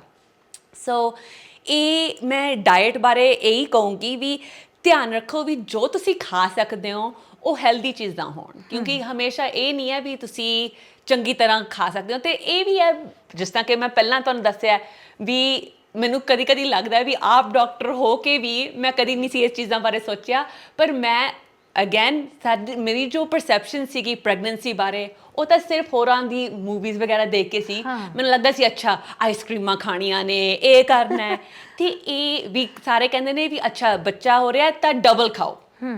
ਪਰ ਮੈਂ ਇਹ ਵੀ ਸਾਰਿਆਂ ਨੂੰ ਕਹੂੰਗੀ ਵੀ ਇਹ ਵੀ ਗੱਲ ਸਹੀ ਨਹੀਂ ਹੈ। ਆਈ ਥਿੰਕ ਕਾਫੀ ਹੱਦ ਤੱਕ ਸਾਡੀ ਕਲਚਰ ਵਿੱਚ ਕਿਹਾ ਜਾਂਦਾ ਹੈ ਵੀ ਤੁਸੀਂ ਖਾ ਰਹੇ ਹੋ, ਆਪਣੇ ਲਈ ਵੀ ਖਾ ਰਹੇ ਹੋ, ਬੱਚੇ ਲਈ ਵੀ ਖਾ ਰਹੇ ਹੋ। ਹਾਂ, ਤੁਹਾਨੂੰ ਦੋਵਾਂ ਲਈ ਜ਼ਰੂਰੀ ਹੈ। ਦੋਵਾਂ ਲਈ ਜ਼ਰੂਰੀ ਹੈ, ਪਰ ਇਹਦਾ ਇਹ ਮਤਲਬ ਨਹੀਂ ਵੀ ਤੁਸੀਂ ਡਬਲ ਖਾਓ। ਐਟ ਦ ਸੇਮ ਟਾਈਮ ਤੁਸੀਂ ਚਾਹੁੰਦੇ ਹੋ ਵੀ ਤੁਸੀਂ ਇਨਫ ਖਾ ਰਹੇ ਹੋ, ਤੁਸੀਂ ਬਥੇਰਾ ਖਾ ਰਹੇ ਹੋ ਵੀ ਬੱਚੇ ਦੀ ਡਿਵੈਲਪਮੈਂਟ ਲਈ ਵੀ, ਪਰ ਇੰਨਾ ਵੀ ਨਾ ਤੁਸੀਂ ਆਪਣੇ ਆਪ ਨੂੰ ਖੁੱਲੀ ਛੁੱਟੀ ਦਿਓ ਵੀ ਤੁਸੀਂ ਬਹੁਤ ਹੀ ਜ਼ਿਆਦਾ ਖਾ ਲਓ, ਕਿਉਂਕਿ ਉਹਦੇ ਨਾਲ ਵੀ ਬਹੁਤ ਪ੍ਰੋਬਲਮਸ ਹੁੰਦੀਆਂ ਨੇ। ਜੇ ਮਮ ਦਾ ਭਾਰ ਬਹੁਤ ਜ਼ਿਆਦਾ ਵੱਧ ਰਿਹਾ, ਔਨ ਐਵਰੇਜ ਸਾਡੇ ਉੱਥੇ ਕਹਿੰਦੇ ਨੇ 35 ਪੌਂਡ ਵਧਣਾ ਚਾਹੀਦਾ। ਜੇ ਤੁਸੀਂ ਪ੍ਰੈਗਨੈਂਸੀ ਤੋਂ ਪਹਿਲਾਂ ਤੁਹਾਡਾ ਨਾਰਮਲ weight ਹੈਗਾ, ਮਤਲਬ ਕਿ ਤੁਸੀਂ ਜ਼ਿਆਦਾ ਮੋਟੇ ਨਹੀਂ ਹੈਗੇ, ਨਾਰਮਲ weight ਦੇ ਰੇਂਜ ਵਿੱਚ ਹੈਗੇ ਹੋ, ਤਾਂ ਤੁਹਾਡਾ ਅਬਾਊਟ 35 ਪੌਂਡ weight ਭਾਰ ਵਧਣਾ ਚਾਹੀਦਾ ਹੈ। ਹਾਂਜੀ। ਪਰ ਉਸ ਤੋਂ ਜੇ ਬਹੁਤ ਜ਼ਿਆਦਾ ਵੱਧ ਰਿਹਾ ਹੈ, ਕਿਉਂਕਿ ਕਈਆਂ ਨੂੰ ਤਾਂ ਲੱਗਦਾ ਵੀ ਕੁਕੀਜ਼ ਵੀ ਖਾ ਲਓ ਤੇ ਬਿਸਕੁਟ ਵੀ, ਚਿਪਸ ਵੀ, ਜਿਸ ਚੀਜ਼ ਦੀ ਕ੍ਰੇਵਿੰਗ ਹੋ ਰਹੀ ਹੈ, ਜੇ ਮਿੱਠੇ ਨੂੰ ਹੀ ਦਿਲ ਕਰੀ ਜਾ ਰਿਹਾ ਤਾਂ ਮਿੱਠਾ ਹੀ ਖਾਈ ਜਾਓ। ਪਰ ਇਹ ਵੀ ਬੱਚੇ ਦੀ ਡਿਵੈਲਪਮੈਂਟ ਲਈ ਨਹੀਂ ਵਧੀਆ ਹੈ ਨਾ, ਤੇ ਉਹਨਾਂ ਨੂੰ ਵੀ ਬੈਲੈਂਸਡ ਡਾਈਟ ਚਾਹੀਦੀ ਆ, ਮਤਲਬ ਕਿ ਫਲ ਫਰੂਟ ਵੀ ਚਾਹੀਦੇ ਨੇ, ਤੇ ਆਪਣੇ ਮਤਲਬ ਕਿ ਹੋਲ ਗ੍ਰੇਨਸ ਵਗੈਰਾ ਚਾਹੀਦੇ ਨੇ, ਇਹ ਧਿਆਨ ਰੱਖਣਾ ਚਾਹੀਦਾ ਹੈ। ਸੋ ਮੈਂ ਇੰਪੋਰਟੈਂਟ ਚੀਜ਼ ਇਹ ਕਹੂੰਗੀ ਆਪਣੇ ਡਾਈਟ ਬਾਰੇ ਵੀ, ਪਹਿਲਾਂ ਤਾਂ ਤੁਸੀਂ ਰੱਖੋ ਆਪਣੀ ਜੇ ਪ੍ਰੋਟੀਨਸ ਖਾਣੀਆਂ ਨੇ ਉਹ ਲੀਨ ਪ੍ਰੋਟੀਨਸ ਰੱਖੋ ਆਪਣੀਆਂ, ਮਤਲਬ ਕਿ ਚਿਕਨ ਜੇ ਖਾ ਰਹੇ ਹੋ ਤੁਸੀਂ, ਮੀਟ ਜੇ ਤੁਸੀਂ ਨਾਨ ਵੈਜ ਖਾਂਦੇ ਹੋ ਤਾਂ ਚਿਕਨ ਚਲੋ ਸਹੀ ਹੈ ਤੇ ਮੱਛੀ ਸਹੀ ਹੈ, ਉਹਦੇ ਵਿੱਚ ਫਿਰ ਵੀ ਫੈਟ ਥੋੜਾ ਜਿਹਾ ਘੱਟ ਹੁੰਦਾ ਹੈ। ਪਰ ਹੋਰ ਜਿਹੜੇ ਮੀਟ ਨੇ, ਉਹ ਚਾਹੇ ਮਟਨ ਹੋ ਗਿਆ, ਗੋਟ ਹੋ ਗਿਆ, ਜੋ ਵੀ ਹੈਗਾ, ਉਹ ਬਹੁਤ ਫੈਟ ਹੁੰਦਾ ਉਹ ਪ੍ਰੋਟੀਨਸ ਵਿੱਚ, ਉਹ ਤੁਹਾਡੇ ਲਈ ਹੈਲਦੀ ਨਹੀਂ ਹੈ। ਤੇ ਉਸ ਤੋਂ ਇਲਾਵਾ ਪ੍ਰੋਟੀਨਸ ਵਿੱਚ ਤੁਸੀਂ ਆਪਣੀਆਂ ਦਾਲਾਂ ਵਗੈਰਾ ਚੰਗੀ ਤਰ੍ਹਾਂ ਖਾਓ, ਉਹ ਰੱਜ ਕੇ ਖਾਓ, ਉਹ ਚੀਜ਼ਾਂ ਨਾਲ ਬਹੁਤ ਵਧੀਆ ਡਿਵੈਲਪਮੈਂਟ ਹੁੰਦੀ ਹੈ। ਉਸ ਤੋਂ ਇਲਾਵਾ ਜਿਹੜੇ ਤੁਸੀਂ ਕੰਪਲੈਕਸ ਕਾਰਬੋਹਾਈਡਰੇਟਸ ਖਾਣੇ ਨੇ, ਉਹਨਾਂ ਵਿੱਚ ਫਾਈਬਰ ਵੀ ਵਧੀਆ ਹੁੰਦਾ ਹੈ, ਉਹ ਹੋ ਗਏ ਜਿਸ ਤਰ੍ਹਾਂ ਕਿ ਸਾਡੇ ਚੌਲਾਂ ਤੋਂ ਇਲਾਵਾ, ਰੋਟੀਆਂ ਤੋਂ ਇਲਾਵਾ ਥੋੜਾ ਜਿਹਾ ਧਿਆਨ ਰੱਖੋ ਵੀ ਹੋਲ ਗ੍ਰੇਨਸ ਖਾਓ, ਕੀਨੂਆ ਵਗੈਰਾ ਵਧੀਆ ਹੈ। ਜੇ ਰਾਈਸ ਖਾਣੇ ਨੇ, ਬਰਾਊਨ ਰਾਈਸ ਖਾਓ, ਇਹ ਚੀਜ਼ਾਂ ਦਾ ਧਿਆਨ ਰੱਖੋ। ਜਿਸ ਤੱਕ ਮੈਂ ਪਹਿਲਾਂ ਕਿਹਾ ਸੀ, ਸਵੀਟ ਪੋਟੇਟੋ ਖਾਓ, ਆਲੂ ਵਗੈਰਾ, ਗੋਭੀ ਆਲੂ ਖਾਂਦੇ ਖਾਂਦੇ ਆਲੂ ਬਹੁਤ ਕੰਪਲੈਕਸ ਜਿਹੜੇ ਬਣਦੇ ਨੇ, ਤਾਂ ਉਹਨਾਂ ਨਾਲ ਵੀ ਤੁਹਾਡਾ ਇਨਸੂਲਿਨ ਦੀ ਰੈਗੂਲੇਸ਼ਨ ਜਿਹੜੀ ਤੁਹਾਡੀ ਬੋਡੀ ਵਿੱਚ ਹੈ, ਡਾਇਬੈਟਿਕਸ ਲਈ ਸਪੈਸ਼ਲੀ, ਉਹ ਠੀਕ ਨਹੀਂ ਹੁੰਦੀ। ਅੱਛਾ ਜੀ। ਸਵੀਟ ਪੋਟੇਟੋ ਫਿਰ ਵੀ ਠੀਕ ਰਹਿੰਦਾ ਹੈ। ਤੇ ਫਿਰ ਆਪਣੇ ਖਾਓ ਜਿਹੜੇ ਫਲ ਫਰੂਟ ਨੇ, ਸਪੈਸ਼ਲੀ ਅਸੀਂ ਕਹਿੰਦੇ ਹਾਂ ਐਂਟੀਆਕਸੀਡੈਂਟਸ ਜਿਹੜੇ ਹੈਗੇ ਨੇ, ਉਹ ਬੋਡੀ ਵਿੱਚ ਇਨਫਲੇਮੇਸ਼ਨ ਨੂੰ ਰਿਡਿਊਸ ਕਰਦੇ ਨੇ। ਇਹ PCOD ਲਈ ਵੀ ਬਹੁਤ ਇੰਪੋਰਟੈਂਟ ਚੀਜ਼ ਹੈ ਵੀ ਤੁਸੀਂ ਜਿਹੜੇ ਫਰੂਟ ਖਾਓ ਤਾਂ ਉਹ ਹੋਣ ਬੇਰੀਜ਼ ਵਗੈਰਾ, ਕਿਉਂਕਿ ਉਹਨਾਂ ਨਾਲ ਇਨਫਲੇਮੇਸ਼ਨ ਘੱਟਦੀ ਹੈ। ਬਲੈਕਬੇਰੀਜ਼, ਬਲੂਬੇਰੀਜ਼, ਇੱਦਾਂ ਦੀਆਂ ਚੀਜ਼ਾਂ, ਗ੍ਰੇਪਸ ਵੀ ਚਲੋ ਠੀਕ ਨੇ, ਤੇ ਫਿਰ ਬਦਾਮ ਵਧੀਆ ਹੁੰਦੇ ਨੇ। ਤੇ ਇਹੋ ਜਿਹੀਆਂ ਜੋ ਤੁਸੀਂ ਖਾਓ ਉਹ ਬੜੇ ਧਿਆਨ ਨਾਲ ਦੇਖ ਕੇ ਖਾਓ ਵੀ ਇਹ ਮੇਰੇ ਲਈ ਵੀ ਵਧੀਆ ਚੀਜ਼ ਹੋਵੇ ਤੇ ਬੱਚੇ ਲਈ ਵੀ ਵਧੀਆ ਚੀਜ਼ ਹੋਵੇ। ਵੈਸੇ ਤਾਂ ਆਪਾਂ ਨੂੰ ਸਾਰਿਆਂ ਨੂੰ ਹੀ ਪਤਾ ਹੈ ਕਿ ਜਦੋਂ ਤੁਸੀਂ ਪ੍ਰੈਗਨੈਂਟ ਹੁੰਦੇ ਹੋ ਤਾਂ ਤੁਹਾਨੂੰ ਮਤਲਬ ਜਿੰਨਾ ਧਿਆਨ ਆਪਦੇ ਸਰੀਰ ਦਾ ਰੱਖਣਾ ਚਾਹੀਦਾ, ਆਪਣੇ ਮਨ ਦਾ ਵੀ ਰੱਖਣਾ ਚਾਹੀਦਾ, ਹੈ ਨਾ। ਕਈ ਵਾਰੀ ਆਪਾਂ ਹਾਸੇ 'ਚ ਗੱਲਾਂ ਕਰਦੇ ਨੇ ਕਿ ਜੇ ਕਿਸੇ ਬੱਚੇ ਦਾ ਬੜਾ ਗੁੱਸੇ ਵਾਲਾ ਸੁਭਾਅ ਤਾਂ ਪਿੰਡਾਂ 'ਚ ਉਹਨਾਂ ਨੂੰ ਜਨਾਨੀਆਂ ਪੁੱਛਣਗੀਆਂ ਕਿ ਇਹ ਤੂੰ ਕੀ ਮਿਰਚਾਂ ਖਾ ਕੇ ਜੰਮਿਆ, ਹੈ ਨਾ। ਮਤਲਬ ਇਹ ਗੱਲਾਂ ਕਰਦੇ ਹੁੰਦੇ ਆ। ਤੇ ਮਾਂ ਦੀ ਮੈਂਟਲ ਹੈਲਥ ਆ ਜਿਹੜੀ, ਉਹਦਾ ਬੱਚੇ ਤੇ ਕਿੰਨਾ ਕੁ ਜ਼ਿਆਦਾ ਅਸਰ ਪੈਂਦਾ, ਤੇ ਅਸੀਂ ਉਹਨੂੰ ਕਿਵੇਂ ਦਾ ਮਾਹੌਲ ਆ ਜਿਹੜਾ ਸਾਨੂੰ ਦੇਣਾ ਚਾਹੀਦਾ। ਹਾਂਜੀ, ਬਿਲਕੁਲ। ਇਹ ਤੁਸੀਂ ਜੋ ਗੱਲ ਕਹੀ ਹੈ ਬਿਲਕੁਲ ਸਹੀ ਹੈ ਵੀ ਇਹ ਬਹੁਤ ਪਹਿਲਾਂ ਤੋਂ ਇਹ ਮੈਨੂੰ ਲੱਗਦਾ ਸ਼ੁਰੂ ਹੋ ਜਾਂਦਾ ਹੈ।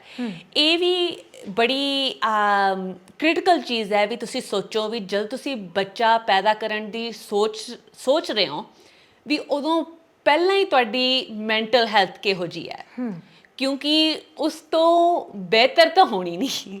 ਉਸ ਤੋਂ ਪ੍ਰੈਗਨੈਂਸੀ ਦੇ ਦੌਰਾਨ ਹੋਰ ਚੇਂਜਸ ਤੁਹਾਡੇ 'ਚ ਕਿੰਨੇ ਆ ਜਾਂਦੇ। ਬਿਲਕੁਲ, ਤੇ ਉਹਦੇ ਨਾਲ ਹੋਰ ਵੀ ਔਖਾ ਲੱਗਦਾ ਫਿਰ।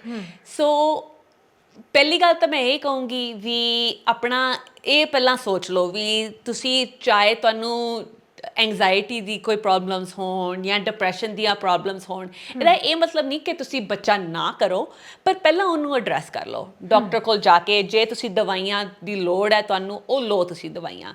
ਤੇ ਇਹ ਆਈ ਥਿੰਕ ਸਾਡੇ ਸਪੈਸ਼ਲੀ ਸਾਡੇ ਕਲਚਰ ਵਿੱਚ, ਇੱਥੇ ਪੰਜਾਬ ਦੇ ਵਿੱਚ, ਇੰਡੀਆ ਦੇ ਵਿੱਚ ਸਾਡਾ ਬੜਾ ਇੱਦਾਂ ਸੋਚਣਾ ਹੈ ਵੀ ਦਵਾਈਆਂ ਨਾ ਲਓ ਇਹ ਚੀਜ਼ਾਂ ਲਈ, ਹੈ ਨਾ, ਇਹ ਤੁਸੀਂ ਬਸ ਆਪਣੇ ਖੁਸ਼ ਰਹੋ ਤੇ ਠੀਕ ਹੋ ਜਾਊਗਾ ਸਾਰਾ ਕੁਝ। ਪਰ ਇਹ ਦਵਾਈਆਂ ਜਿਹੜੀਆਂ ਬਣੀਆਂ ਹੋਈਆਂ ਨੇ, ਇਹ ਵੀ ਬਹੁਤ ਇੰਪੋਰਟੈਂਟ ਨੇ ਤੁਹਾਡੇ ਲਈ, ਹੈ ਨਾ। ਜਿਸ ਤਰ੍ਹਾਂ ਤੁਹਾਡੀ ਸਰੀਰਕ ਪ੍ਰੋਬਲਮਸ ਹੁੰਦੀਆਂ ਨੇ, ਤੁਸੀਂ ਜਿਸ ਤਰ੍ਹਾਂ ਕਿਹਾ ਹੈ, ਬਿਲਕੁਲ ਉਸੇ ਤਰ੍ਹਾਂ ਆਪਣੀ ਮਾਨਸਿਕ ਪ੍ਰੋਬਲਮਸ ਨੂੰ ਵੀ ਐਡਰੈਸ ਕਰਨਾ ਚਾਹੀਦਾ ਹੈ। ਉਹਨਾਂ ਦੇ ਵੀ ਸਪੈਸ਼ਲਿਸਟ ਡਾਕਟਰ ਹੁੰਦੇ ਨੇ ਤੇ ਉਹਨਾਂ ਦੀਆਂ ਵੀ ਸਪੈਸ਼ਲਿਸਟ ਦਵਾਈਆਂ ਹੁੰਦੀਆਂ ਨੇ, ਤੇ ਉਹ ਦਵਾਈਆਂ ਕਈ ਹੈਗੀਆਂ ਨੇ ਜਿਹੜੀਆਂ ਤੁਸੀਂ ਪ੍ਰੈਗਨੈਂਸੀ ਦੇ ਦੌਰਾਨ ਵੀ ਲੈ ਲੈ ਸਕਦੇ ਹੋ। ਸਕਦੇ ਹਾਂ, ਹਾਂਜੀ। ਤੇ ਇਹ ਨਾ ਸੋਚੋ ਤੁਸੀਂ ਵੀ ਮੈਂ ਦਵਾਈਆਂ ਨਹੀਂ ਲੈ ਸਕਦੀ ਉਸ ਟਾਈਮ ਦੇ ਵਿੱਚ, ਪ੍ਰੈਗਨੈਂਸੀ ਦੇ ਵਿੱਚ, ਕਿਉਂਕਿ ਜਦ ਤੱਕ ਤੁਹਾਡੀ ਆਪ ਦੀ ਮੈਂਟਲ ਹੈਲਥ, ਆਪ ਦੀ ਮਾਨਸਿਕ ਹੈਲਥ ਠੀਕ ਨਹੀਂ ਹੋਊਗੀ ਤਾਂ ਬੱਚੇ ਤੇ ਤਾਂ ਇੰਪੈਕਟ ਹੁੰਦਾ ਹੀ ਹੈ। ਭਾਵੇਂ ਉਹ ਇੰਪੈਕਟ ਇਹੋ ਜਿਹੇ ਹੋਣ ਵੀ ਬਰਥ ਤੋਂ ਬਾਅਦ, ਪੈਦਾ ਹੋਣ ਤੋਂ ਬਾਅਦ ਉਹਨਾਂ ਦੀ ਅਪਬ੍ਰਿੰਗਿੰਗ ਵਿੱਚ, ਉਹਨਾਂ ਦੀ ਦੇਖਭਾਲ ਵਿੱਚ ਉਹਨਾਂ ਤੇ ਇਫੈਕਟ ਪੈਂਦੇ ਨੇ, ਉਹ ਤਾਂ ਆਸਾਨੀ ਨਾਲ ਪਤਾ ਚੱਲ ਜਾਂਦਾ ਹੈ। ਤੇ ਮੈਂ ਨਾਲੇ ਉਹਦੇ ਨਾਲ ਇਹ ਵੀ ਕਹੂੰਗੀ, ਜਿਨ੍ਹਾਂ ਨੂੰ ਐਂਗਜ਼ਾਇਟੀ ਡਿਪਰੈਸ਼ਨ ਨਹੀਂ ਵੀ ਹੈ, ਫਿਰ ਵੀ ਤੁਹਾਨੂੰ ਮਹਿਸੂਸ ਹੁੰਦੇ ਨੇ, ਉਹ ਤੁਹਾਡੇ ਹਾਰਮੋਨਸ ਦੇ ਨਾਲ ਜਿਹੜਾ ਸਾਰਾ ਕੁਝ ਚੇਂਜ ਹੁੰਦਾ ਹੈ ਤੁਹਾਡੇ ਬਾਡੀ ਵਿੱਚ, ਤੁਹਾਨੂੰ ਮਹਿਸੂਸ ਹੁੰਦਾ ਹੈ ਵੀ ਕੁਝ ਕਦੀ ਮੈਂ ਫੀਲ ਨਹੀਂ ਕਰਦੀ ਵੀ ਮੈਂ ਉਹੀ ਔਰਤ ਹੈਗੀ ਆ ਜਿਹੜੀ ਪਹਿਲਾਂ ਸੀਗੀ। ਤੇ ਇਹ ਵੀ ਮੈਂ ਤੁਹਾਨੂੰ ਦੱਸ ਸਕਦੀ ਹਾਂ ਆਪਣੇ ਐਕਸਪੀਰੀਅੰਸ ਤੋਂ ਵੀ ਇਹਦੇ ਬਾਰੇ ਵੀ ਗੱਲ ਨਹੀਂ ਇੰਨੀ ਕੀਤੀ ਜਾਂਦੀ ਤੇ ਕਰਨੀ ਚਾਹੀਦੀ ਹੈ। ਤੁਸੀਂ ਇਹ ਬਹੁਤ ਵਧੀਆ ਚੀਜ਼ ਹੈ, ਤੁਸੀਂ ਇਹ ਟੌਪਿਕ ਲਿਆ ਰਹੇ ਹੋ, ਕਿਉਂਕਿ ਇਹ ਬਹੁਤ ਹੀ ਇੰਪੋਰਟੈਂਟ ਚੀਜ਼ ਹੈਗੀ ਹੈ ਵੀ ਅਸੀਂ ਗੱਲ ਕਰੀਏ ਇਹਦੇ ਬਾਰੇ। ਸੋ ਜਦੋਂ ਮੈਂ ਵੀ ਪ੍ਰੈਗਨੈਂਟ ਸੀਗੀ, ਬਹੁਤ ਡਿਜ਼ਾਇਰਡ ਪ੍ਰੈਗਨੈਂਸੀ ਸੀ, ਅਸੀਂ ਬਹੁਤ ਚਾਹੁੰਦੇ ਸੀ ਵੀ ਅਸੀਂ ਬੱਚਾ ਕਰੀਏ, ਪਰ ਫਿਰ ਵੀ ਬੱਚਾ ਜਦੋਂ ਮੈਂ ਪ੍ਰੈਗਨੈਂਟ ਹੋ ਗਈ ਸੀ, ਉਸ ਤੋਂ ਬਾਅਦ ਅਗੇਨ ਸਾਰੇ ਸੋਚਦੇ ਨੇ ਵੀ ਹਾਏ ਪ੍ਰੈਗਨੈਂਟ ਹੋ ਗਈ ਤਾਂ ਬਹੁਤ ਹੀ ਵਧੀਆ, ਮੈਂ ਬਹੁਤ ਖੁਸ਼ ਹਾਂ ਇਹ ਹੈ। ਪਰ ਮੈਨੂੰ ਅਚਾਨਕ ਇੱਦਾਂ ਮਹਿਸੂਸ ਹੋਣ ਲੱਗ ਪਿਆ ਵੀ ਜਦੋਂ ਵੀ ਮੈਂ ਕਿਸੇ ਨੂੰ ਵੀ ਦੱਸਦੀ ਸੀ ਵੀ ਹੁਣ ਸਾਰੀ ਜੋ ਅਟੈਂਸ਼ਨ ਜਾ ਰਹੀ ਹੈ ਉਹ ਬੱਚੇ ਤੇ ਜਾ ਰਹੀ ਹੈ, ਬਿਲਕੁਲ। ਤੇ ਮਾਂ ਨੂੰ ਭੁੱਲ ਜਾਂਦੇ ਨੇ, ਹੈ ਨਾ। ਆਪਾਂ ਕੁਝ ਐਦਾਂ ਦਾ, ਜਿੱਦਾਂ ਘਰਾਂ 'ਚ ਕਈ ਵਾਰੀ ਤੁਹਾਨੂੰ ਇਹ ਦੱਸਿਆ ਜਾਂਦਾ ਕਿ ਪ੍ਰੈਗਨੈਂਸੀ 'ਚ ਤੁਸੀਂ ਭਾਰ ਨਹੀਂ ਚੁੱਕਣਾ, ਤਾਂ ਇਹ ਨਹੀਂ ਕਿਹਾ ਜਾਂਦਾ ਕਿ ਤੇਰੇ ਲਈ ਵੀ ਨਹੀਂ ਠੀਕ, ਉਹ ਕਹਿੰਦੇ ਕਿ ਬੱਚੇ ਲਈ ਠੀਕ ਨਹੀਂ ਹੁੰਦਾ। ਸਭ ਕੁਝ ਬੱਚੇ ਲਈ, ਬੱਚੇ ਤੇ ਚੱਲਿਆ ਜਾਂਦਾ। ਤੇ ਮਤਲਬ ਕਿ ਸਾਡੇ ਘਰ ਵਿੱਚ ਵੀ ਕਿ ਸਾਰੇ ਮੈਡੀਕਲ ਹੈਗੇ ਨੇ ਕਾਫੀ ਹੱਦ ਤੱਕ, ਪਰ ਸਾਰਾ ਕੁਝ ਬਣ ਗਿਆ ਸੀ ਬੱਚੇ ਬਾਰੇ, ਬੱਚੇ ਲਈ, ਹੈ ਨਾ। ਵੀ ਇਹ ਖਾ ਲੈ ਬੱਚੇ ਲਈ ਠੀਕ ਹੈ, ਜਾਂ ਇਹ ਨਾ ਕਰ, ਐਕਸਰਸਾਈਜ਼ ਨਾ ਕਰ, ਬੱਚੇ ਲਈ ਠੀਕ ਨਹੀਂ ਹੈ। ਤੇ ਫਿਰ ਮੈਨੂੰ ਮਹਿਸੂਸ ਹੋਣ ਲੱਗ ਪਿਆ ਵੀ ਮੇਰੀ ਕੋਈ ਪਰਵਾਹ ਹੀ ਨਹੀਂ ਕਰਦਾ ਹੁਣ। ਤੇ ਇਹ ਫੀਲਿੰਗਸ ਦੇ ਨਾਲ ਮੈਨੂੰ ਵੀ ਥੋੜਾ ਜਿਹਾ ਲੱਗਣ ਲੱਗ ਪਿਆ ਵੀ ਇਹ ਪ੍ਰੈਗਨੈਂਸੀ ਮੈਂ ਕਿੱਦਾਂ, ਮਤਲਬ ਕਿ ਮੈਨੂੰ ਵੀ ਥੋੜਾ ਜਿਹਾ ਔਡ ਜਿਹਾ ਮਹਿਸੂਸ ਲੱਗਣ ਲੱਗ ਪਿਆ। ਤੇ ਨਾਲੇ ਮੈਨੂੰ ਇੱਦਾਂ ਜਿਹਾ ਲੱਗਦਾ ਸੀ ਕਿਉਂਕਿ ਹਾਰਮੋਨਸ ਦੇ ਨਾਲ ਇੰਨਾ ਬਦਲਦਾ ਤੁਹਾਡੀ ਬਾਡੀ ਵਿੱਚ, ਤੁਹਾਡੀ ਬਾਡੀ ਦਾ ਸ਼ੇਪ ਬਦਲ ਰਿਹਾ ਹੈ, ਸਾਈਜ਼ ਬਦਲ ਰਿਹਾ ਹੈ, ਤੇ ਮੈਨੂੰ ਲੱਗ ਰਿਹਾ ਸੀ ਵੀ ਮੈਂ ਆਪਣੇ ਆਪ ਨੂੰ ਹੀ ਨਹੀਂ ਪਹਿਚਾਣ ਸਕਦੀ। ਤੇ ਜਿਸ ਤਰ੍ਹਾਂ ਕਿ ਮੈਂ ਸੋਚਿਆ ਸੀ ਤੇ ਹੋਰਾਂ ਤੋਂ ਜਦੋਂ ਵੀ ਮੈਂ ਸੁਣਿਆ ਸੀ, ਹਮੇਸ਼ਾ ਵੀ ਹਾਏ ਮੈਂ ਕਿੰਨੀ ਖੁਸ਼ ਹੈਗੀ ਹਾਂ ਪ੍ਰੈਗਨੈਂਸੀ ਬਾਰੇ, ਜਾਂ ਮੈਨੂੰ ਕਿੰਨੀ ਕਨੈਕਸ਼ਨ ਫੀਲ ਹੋ ਰਹੀ ਹੈ ਬੱਚੇ ਨਾਲ, ਤੇ ਮੈਨੂੰ ਹੁੰਦਾ ਸੀ ਵੀ ਮੈਨੂੰ ਕੋਈ ਕਨੈਕਸ਼ਨ ਨਹੀਂ ਫੀਲ ਹੋ ਰਹੀ। ਮੈਂ ਇਹ ਪ੍ਰੈਗਨੈਂਸੀ ਚਾਹੁੰਦੀ ਹਾਂ, ਪੂਰੀ ਤਰ੍ਹਾਂ ਚਾਹੁੰਦੀ ਹਾਂ, ਪੂਰੇ ਦਿਲ ਤੋਂ ਚਾਹੁੰਦੀ ਹਾਂ, ਪਰ ਫਿਰ ਵੀ ਮੇਰਾ ਲੱਗ ਨਹੀਂ ਰਿਹਾ ਕੋਈ ਕਨੈਕਸ਼ਨ ਜਾਂ ਅਫੈਕਸ਼ਨ ਹੋਣਾ ਉਹਦੇ ਬਾਰੇ।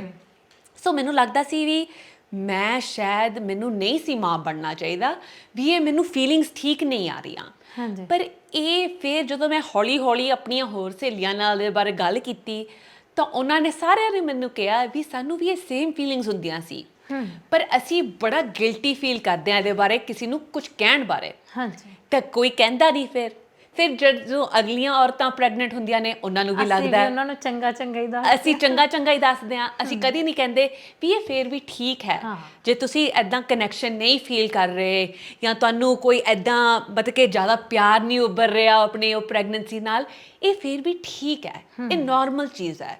ਤੇ ਇਹਦੇ ਬਾਰੇ ਤੁਸੀਂ ਆਪਣੇ ਆਪ ਨੂੰ ਨਾ ਕੋਸੋ, ਕਿਉਂਕਿ ਮੈਂ ਬਹੁਤ ਆਪਣੇ ਆਪ ਨੂੰ ਗਿਲਟੀ ਮਹਿਸੂਸ ਕਰਦੀ ਸੀ। ਤੇ ਮੈਂ ਫਿਰ ਮਸਾਂ ਹੀ ਆਪਣੇ ਪਰਿਵਾਰ ਨੂੰ ਵੀ ਦੱਸਿਆ ਵੀ ਮੈਨੂੰ ਇਹੋ ਜਿਹੀਆਂ ਫੀਲਿੰਗਸ ਹੋ ਰਹੀਆਂ ਨੇ। ਇਸ ਹੱਦ ਤੱਕ ਵੀ ਮੈਂ ਇੱਕ ਟਾਈਮ 'ਤੇ ਤਾਂ ਉਹਨਾਂ ਨੂੰ ਕਈ ਹਫ਼ਤਿਆਂ ਲਈ ਕਹਿਤਾ ਸੀ ਵੀ ਤੁਸੀਂ ਪਲੀਜ਼ ਪ੍ਰੈਗਨੈਂਸੀ ਦੀ ਕੋਈ ਗੱਲ ਨਹੀਂ ਮੇਰੇ ਸਾਹਮਣੇ ਕਰਨੀ, ਮੈਂ ਸੁਣਨਾ ਨਹੀਂ ਚਾਹੁੰਦੀ ਪ੍ਰੈਗਨੈਂਸੀ ਬਾਰੇ, ਕਿਸੇ ਨੇ ਰੈਫਰੈਂਸ ਨਹੀਂ ਕਰਨੀ ਪ੍ਰੈਗਨੈਂਸੀ ਦੀ, ਕਿਉਂਕਿ ਮੈਂ ਬਹੁਤ ਅੱਕ ਗਈ ਸੀ। ਤੇ ਮੈਨੂੰ ਇਹੀ ਲੱਗ ਰਿਹਾ ਸੀ ਵੀ ਮੇਰੀ ਆਈਡੈਂਟੀਟੀ ਪਤਾ ਨਹੀਂ ਕਿੱਥੇ ਚਲੀ ਗਈ ਹੈ। ਤੇ ਉਹ ਜਿਨ੍ਹਾਂ ਨੇ ਵੀ ਗੱਲ ਕਰਨੀ ਵੀ ਇਹ ਮਤਲਬ ਕਿ ਨਰਸਰੀ ਲਈ ਆਹ ਲੈ ਲਓ ਜਾਂ ਬੱਚੇ ਲਈ ਆਹ ਕੱਪੜੇ ਕਰ ਲਓ, ਮੈਂ ਕਿਹਾ ਮੇਰੇ ਸਾਹਮਣੇ ਨਹੀਂ, ਮੈਂ ਨਹੀਂ ਸੁਣਨਾ। ਤੇ ਉਹਨਾਂ ਨੂੰ ਵੀ ਆਈ ਥਿੰਕ ਬੜਾ ਔਡ ਲੱਗਿਆ ਹੋਣਾ ਪਹਿਲਾਂ ਵੀ ਇਹ ਕਿਹੋ ਜਿਹੀਆਂ ਗੱਲਾਂ ਕਰਦੀ ਆ ਵੀ ਇਹ ਸੁਣਨਾ ਹੀ ਨਹੀਂ ਚਾਹੁੰਦੀ ਇਹਦੇ ਬਾਰੇ। ਐਂਡ ਅਗੇਨ ਮੈਂ ਇਹ ਐਮਫਸਾਈਜ਼ ਕਰਨਾ ਚਾਹੂੰਗੀ ਵੀ ਇਹ ਨਾਰਮਲ ਹੋ ਸਕਦਾ ਹੈ। ਕਈਆਂ ਲਈ ਇਹ ਸ਼ਾਇਦ ਨਾ ਨਾਰਮਲ ਹੋਵੇ, ਪਰ ਕਈ ਔਰਤਾਂ ਲਈ ਇਹ ਨਾਰਮਲ ਚੀਜ਼ ਹੈ, ਇਹ ਨਾਰਮਲ ਐਕਸਪੀਰੀਅੰਸ ਹੈ।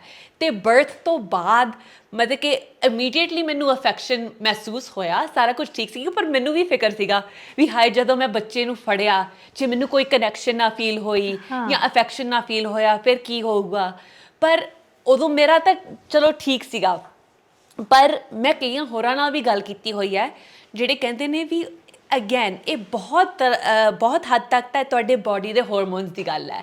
ਤੁਹਾਡੇ ਪ੍ਰੋਜੈਸਟਰੋਨ ਲੈਵਲਸ, ਐਸਟ੍ਰੋਜਨ ਲੈਵਲਸ ਜਿਹੜੀ ਪ੍ਰੈਗਨੈਂਸੀ ਨੂੰ ਸਸਟੇਨ ਕਰਕੇ ਰੱਖਦੇ ਨੇ ਉਹ ਬਹੁਤ ਉੱਤੇ ਨੀਚੇ ਜਾਂਦੇ ਨੇ ਤੇ ਉਹਦੇ ਨਾਲ ਤੁਹਾਡੀ ਮੈਂਟਲ ਹੈਲਥ ਤੇ ਬਹੁਤ ਫਰਕ ਪੈਂਦਾ ਹੈ।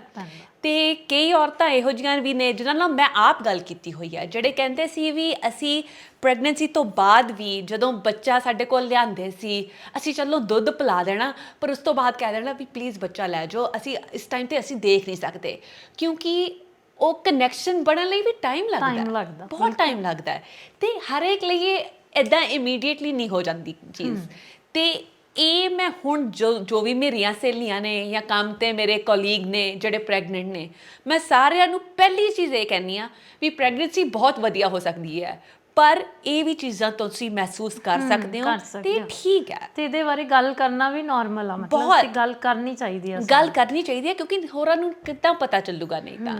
ਤੇ ਇਹੀ ਸਾਰੀਆਂ ਮੇਰੀ ਫਰੈਂਡਸ ਵੀ ਇਹੀ ਕਹਿੰਦੀਆਂ ਨੇ ਵੀ ਜੇ ਸਾਨੂੰ ਕੋਈ ਦੱਸੂਗਾ ਨਹੀਂ ਤਾਂ ਸਾਨੂੰ ਕਿੱਦਾਂ ਪਤਾ ਹੋਊਗਾ ਵੀ ਇਹ ਠੀਕ ਵੀ ਹੋ ਸਕਦੀ ਹੈ ਚੀਜ਼, ਵੀ ਇਹ ਨਾਰਮਲ ਚੀਜ਼ ਹੋ ਸਕਦੀ ਹੈ, ਨਹੀਂ ਤਾਂ ਤੁਸੀਂ ਆਪਣੇ ਆਪ ਨੂੰ ਹੀ ਕੋਸੀ ਜਾਂਦੇ ਹੋ। ਬਿਲਕੁਲ ਮੈਂ ਇਹ ਕਹੂੰਗੀ ਵੀ ਪੰਜੀਰੀ ਦੇ ਨਾਲ ਜਿਹੜੇ ਉਹਦੇ ਵਿੱਚ ਸਾਰੀਆਂ ਚੀਜ਼ਾਂ ਪਾਈਆਂ ਜਾਂਦੀਆਂ ਨੇ ਪੰਜੀਰੀ ਵਿੱਚ ਉਹ ਸਾਇੰਟੀਫਿਕਲੀ ਵੀ ਦਿਖਾਇਆ ਗਿਆ ਹੈ ਵੀ ਉਹਨਾਂ ਨਾਲ ਬ੍ਰੈਸਟ ਮਿਲਕ ਪ੍ਰੋਡਕਸ਼ਨ ਵੱਧਦੀ ਹੈ। ਪਹਿਲੇ ਕਈ ਮਹੀਨਿਆਂ ਵਿੱਚ ਜੋ ਬੱਚੇ ਨੂੰ ਪ੍ਰੋਟੈਕਟ ਕਰਨਾ ਜੇ ਤੁਸੀਂ ਕੋਈ ਵੀ ਹੋਰ ਬਿਮਾਰੀਆਂ ਤੋਂ ਤੇ ਉਹ ਮਾਂ ਦੇ ਦੁੱਧ ਨਾਲ ਹੀ ਸਭ ਤੋਂ ਬਿਹਤਰ ਕੀਤਾ ਜਾ ਸਕਦਾ ਹੈ। ਤੇ ਬੱਚਾ ਨਹੀਂ ਹੋ ਰਿਹਾ, ਤੁਸੀਂ ਕਨਸੀਵ ਨਹੀਂ ਕਰ ਸਕਦੇ ਤੇ ਤੁਸੀਂ ਪ੍ਰੈਗਨੈਂਟ ਨਹੀਂ ਹੋ ਰਹੇ ਤਾਂ ਵੀ ਜਾਣਾ ਚਾਹੀਦਾ ਹੈ ਜਾਂ ਜੇ ਇੱਕ ਤੋਂ ਬਾਅਦ ਦੂਜੀ ਮਿਸਕੈਰੇਜ ਹੋ ਚੁੱਕੀ ਹੈ ਫਿਰ ਵੀ ਜਾਣਾ ਚਾਹੀਦਾ ਹੈ। ਤੁਹਾਨੂੰ ਦੱਸ ਨਹੀਂ ਸਕਦੀ ਮੈਂ ਕਿੰਨੀ ਟੈਨਸ਼ਨ ਵਿੱਚ ਸੀ ਵੀ ਮੈਨੂੰ ਕੁੜੀ ਹੀ ਚਾਹੀਦੀ ਹੈ, ਮੈਨੂੰ ਮੁੰਡਾ ਚਾਹੀਦਾ ਹੀ ਨਹੀਂ, ਮੈਨੂੰ ਸਿਰਫ ਕੁੜੀ ਚਾਹੀਦੀ ਹੈ ਤੇ ਮੈਂ ਇੰਨੀ ਸਟ੍ਰੈਸ ਵਿੱਚ ਸੀਗੀ ਵੀ ਜੇ ਕੁੜੀ ਨਾ ਹੋਵੇ ਮੈਂ ਕੀ ਕਰੂੰਗੀ। ਪਰ ਇਹ ਐਕਸਰਸਾਈਜ਼ ਜਿਹੜੀ ਕਰੋ ਉਹ ਇਸ ਕਰਕੇ ਕਰੋ ਵੀ ਮੇਰੀ ਬਾਡੀ ਵਿੱਚ ਹੋਰ ਤਾਕਤ ਆਵੇ ਨਾ ਕਿ ਮੇਰਾ ਭਾਰ ਘਟੇ। ਆਪ ਤੁਹਾਨੂੰ ਕਹਿ ਸਕਦੀ ਹਾਂ ਵੀ ਮੈਂ ਆਪਣੇ ਆਪ ਨੂੰ ਬੜਾ ਇੱਦਾਂ ਸਮਝਦੀ ਹਾਂ ਵੀ ਮੈਂ ER ਦੀ ਡਾਕਟਰ ਹੈਗੀ ਆ, ਮੈਂ ਕਿੰਨੀਆਂ ਇਹੋ ਜਿਹੀਆਂ ਚੀਜ਼ਾਂ ਦੇਖਦੀ ਹਾਂ ਹਮੇਸ਼ਾ ਤੇ ਕਦੀ ਇਮੋਸ਼ਨਲ ਨਹੀਂ ਮੈਂ ਹੁੰਦੀ। ਮੈਂ ਛੋਟੀ ਗੱਲ ਤੇ ਰੋ ਪੈਣਾ